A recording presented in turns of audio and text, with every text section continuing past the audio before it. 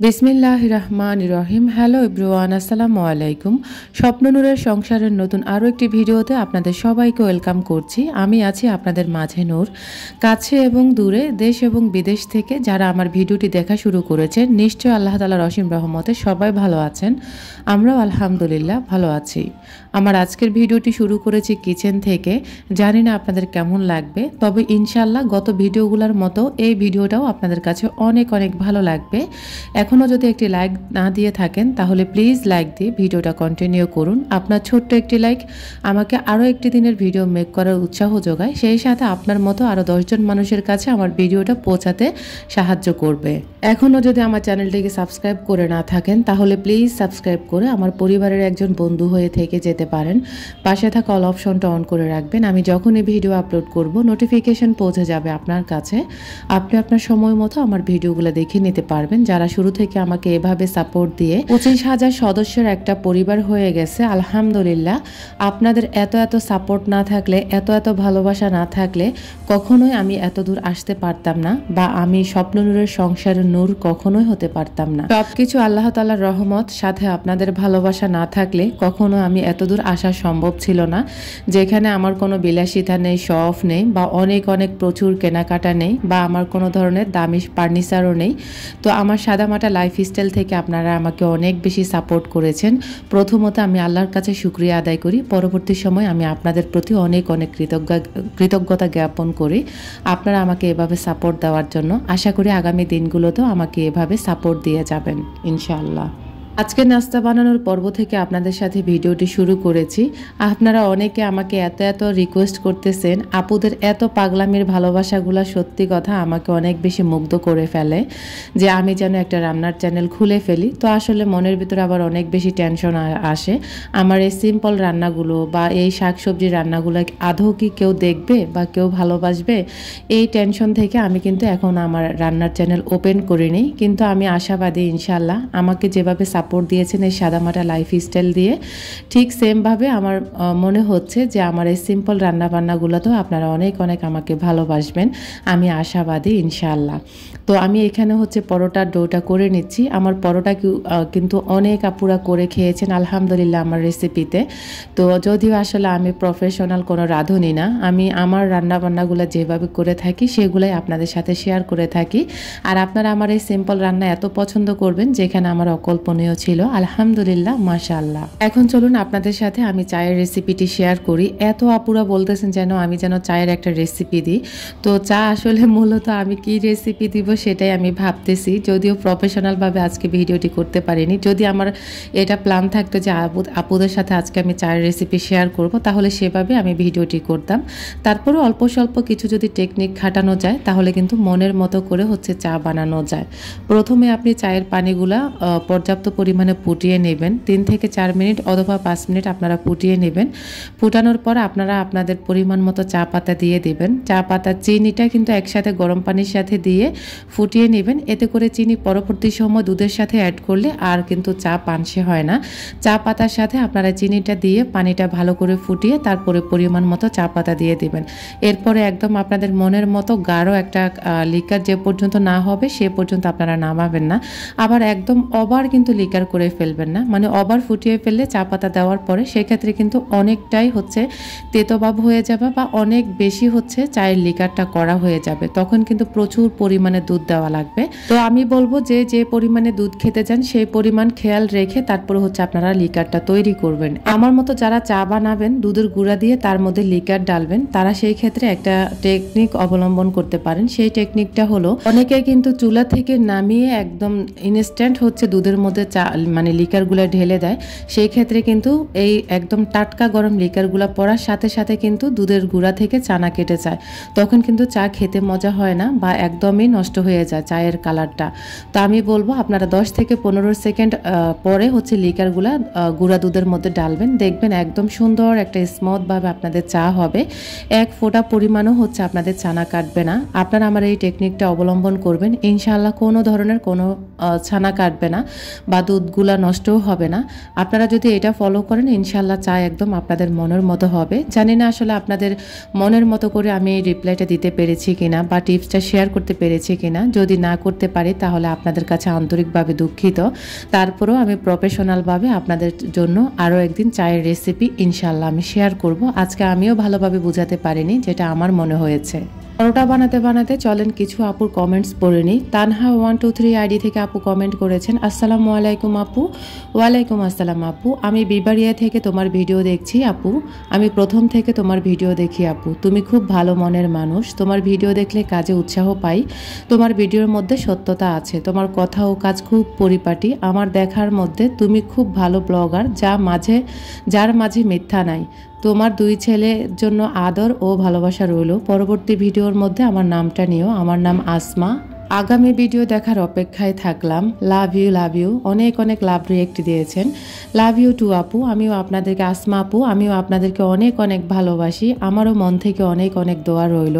আপনারা অনেক বেশি ভালো মনের মানুষ, বিদায় হচ্ছে আমার ভিডিওগুলো দেখে আমাকে অনেক অনেক সাপোর্ট করেন। আপনাদের সাথে কমেন্টসে রিপ্লাই করতে করতে আমার পরোটাগুলো বানানো বা কিভাবে কি করেছি নিশ্চয় আপনারা দেখে বুঝেছেন। তো আলহামদুলিল্লাহ, আপনারা আমাকে এভাবে সাপোর্ট দিয়ে যাচ্ছেন। এখন চলুন আমার জিরার কিছু গুঁড়া করেছিলাম ব্লেন্ডারে, ওগুলো হচ্ছে রিফিল করে নিই। যদিও সব সময় আমার মায়ের থেকে জিরা এনে খাই, তো মশলাটা আমার খুব কম কেনা হয়, শুধু আদা রসুনটা আমার কেনা লাগে। আর এই ধরনের যত ধরনের গুঁড়া মশলা আছে সবগুলা গুঁড়া আমার মায়ের থেকে আনা হয়। তো যদিও এখন আর আনতে পারতেছি না, বা আমিও গ্রামে এবছর যাচ্ছি না। তবে যদি যাই অবশ্যই আবারও নিয়ে আসবো। তো সে পর্যন্ত তো আমি দেখছেন জিরা এনেছিলাম। তো জিরাগুলাকে এনে হচ্ছে আমি এখন অল্প পরিমাণে কিছু ব্লেন্ড করে এভাবে রেখে দিয়েছি, কারণ এগুলা যেহেতু মিহি হয় নাই, একদম একটু দানা দানা ভাব আছে, কোনো সমস্যা নেই। এভাবে হচ্ছে আমি রান্নাতে ব্যবহার করে ফেলবো।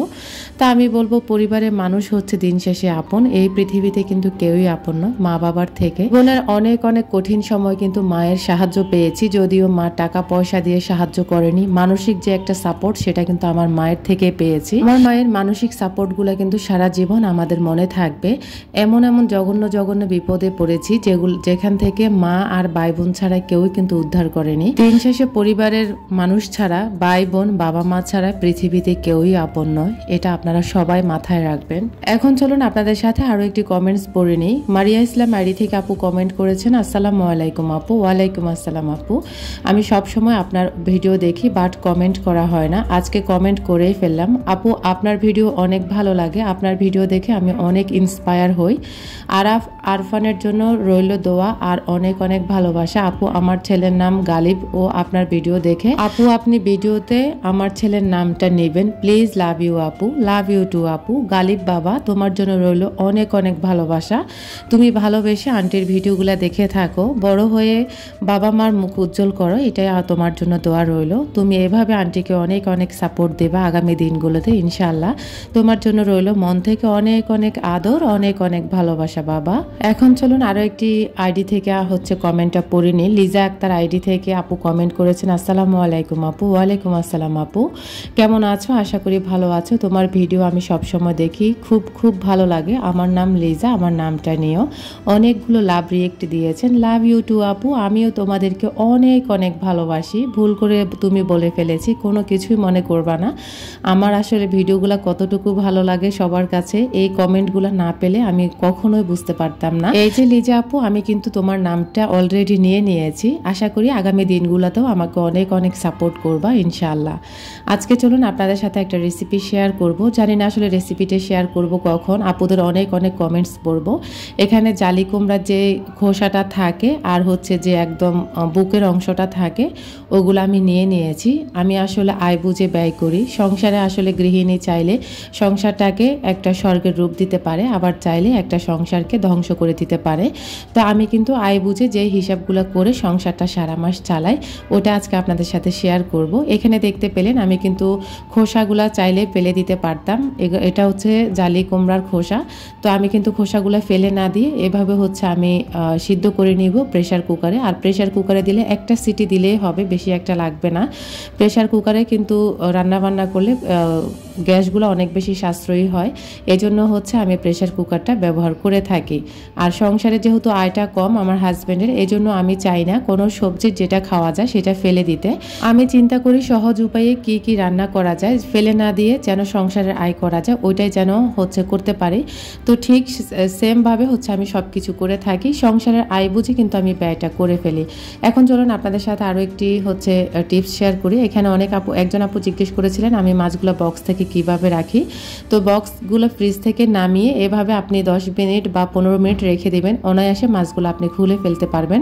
আপনার আন্দাজ মতো বা আপনার চাহিদা মতো আপনি মাছগুলো নিয়ে আবারও ফ্রিজে আপনি এভাবে ফ্রোজেন করে রাখতে পারবেন। আর ফ্রিজে কিন্তু বক্স ভরে মাছ সবজি রাখলে কিন্তু ফ্রিজ কখনোই ময়লা হয় না, বেশ অনেক দিন ফ্রিজ একদম নিট অ্যান্ড ক্লিন থাকে। তো আমি কিন্তু এভাবে বক্সে ভরে মাছ রেখে খাচ্ছি। আশা করি আপু আজকে আপনি আপনার কমেন্টের রিপ্লাইটা পেয়েছেন। এখন আরও কিছু আপুর আমি কমেন্টস পড়বো। এখন চলুন আপনাদের সাথে আরও একটি কমেন্ট পড়ি। শারমিন শিলা আইডি থেকে কমেন্ট করেছেন, আপু কেমন আছেন? আলহামদুলিল্লাহ আপু ভালো আছি। আমি আপনার ভিডিও কন্টিনিউ দেখি বাট রিপ্লাই দিই না। আমার ছেলের নামও আরাফ, আপনার ভিডিওতে আরাফের নামটা একটু নেবেন, বিশেষ করে আরাফও আপনার ভিডিও দেখে। তো আসলে এটা আপু বিসিএস কি বুঝাইছেন আমি জানি না, তবে আমি আন্দাজ করে ধরে নিয়েছি এটাই। অনেক অনেক ভালোবাসা আরাফ বাবা। আরাফ আমার ছেলের নাম। আরাফ বাবা তোমার জন্য আন্টির মন থেকে অনেক অনেক দোয়া এবং ভালোবাসা রইল, সেই সাথে অনেক অনেক আদর রইল। আন্টি তোমাকে অনেক বেশি ভালোবাসি। আমারও ছেলের নাম আরাফ, তুমিও আমার আরেকটা ছেলে মনে করো। আলহামদুলিল্লাহ এই ছোট ছোট সোনামণিগুলা সোনা বাবুগুলা যে আমার ভিডিওগুলা দেখে, এটা আসলে ভাবতে আমার কাছে অনেক অনেক অবাক লাগে। সকল পৃথিবীর সন্তানদেরকে আল্লাহ তাআলা সুস্থ হায়াতে নেক হায়াত দিয়ে সকল বাবা মার কোলে আল্লাহ বাঁচিয়ে রাখুক, এই দোয়াটা সব সময় করি সবার জন্য, আমিন। রান্নাটা করতে করতে আরেকজন আপুর কমেন্টস পড়িনি। সাবরিনা আক্তার আইডি থেকে আপু কমেন্ট করেছেন, মাশাআল্লাহ আপনার কাজ সুন্দর হয়, আমি অনেক পরিষ্কার থাকি, বাসা ময়লা দেখতে পারি না। বেশি পরিষ্কার করার জন্য আমার জামাইয়ের কথা শুনি আর সময় করে প্রতিদিন ভিডিও দিবেন, বেশি বেশি করে বাসার কাজকর্ম। আপনার ভিডিওর অপেক্ষায় থাকি আমি আর আমার ছেলে সাফওয়ান।